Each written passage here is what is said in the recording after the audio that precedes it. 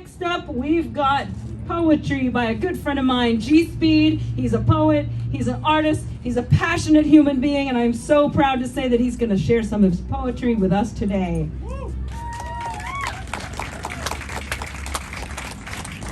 I grew up in a town that was so small that we didn't need public transportation. And so I was only introduced to public transportation when I was 18 years old, and I joined the military and I moved to California of all places. And the first time I caught public transportation, aka the Highway 17 bus, was when I caught a bus from Santa Cruz to San Jose, and from San Jose to Fremont, and got on the BART. And that's when I found that independence was definitely involved in public transportation. Also, when I moved here, it was like, you should get a car, you should get a car, you should get a car, because that equals freedom. You're not free if you don't have a car. So I got a car and added to the carbon footprint of California. Then I lost that car, then I got another car.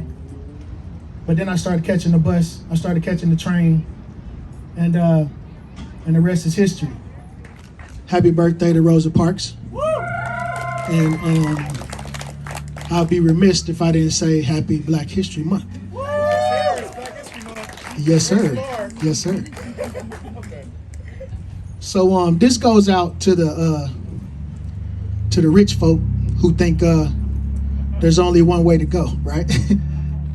And this is titled Decorated Paper.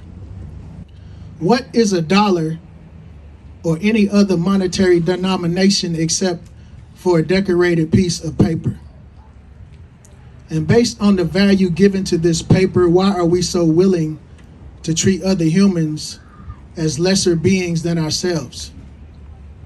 Solely based on how much of this decorated paper they may or may not have, the want for this decorated paper, aka money, cream, cheese, bread, dividends, or Gouda, driving us to devalue one another, has divided and driven us way too far for far too long.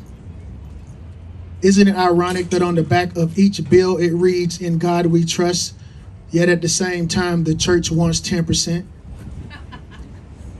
While people value their currency, the question is, how much does a dollar really cost? Much more than they value the word of God, obviously. And then people become envious of people who have more of this decorated paper. And in closing, if united we do not stand, then divided we will all fall over the values given to some decorated paper. The end.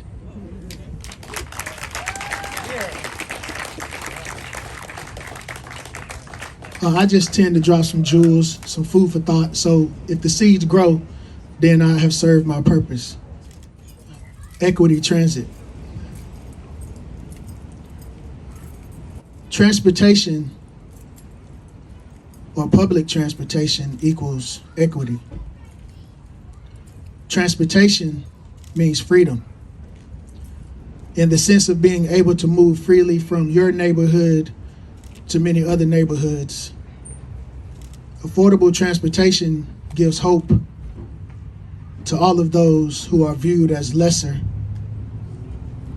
Affordable transportation gives freedom to those who are viewed as lesser. Affordable transportation gives peace. Peace of mind, pieces of a dream in terms of time and travel. So you could literally call it time travel. Affordable transportation gives opportunity. The opportunities give connection and reciprocity. People being able to move with fluidity, being free to move around freely is freedom, which is simple by its definition. So the civil rights, environmental, and labor leaders alike they all knew this. Affordable transportation would undoubtedly cause a transformation amongst the people, we being the people. Equity or equality equals equity, equity equals freedom. And in the words of a wise brother that doesn't happen to be me, why can't we do both? There is enough to go around, and everything is a part of everything. Thank you.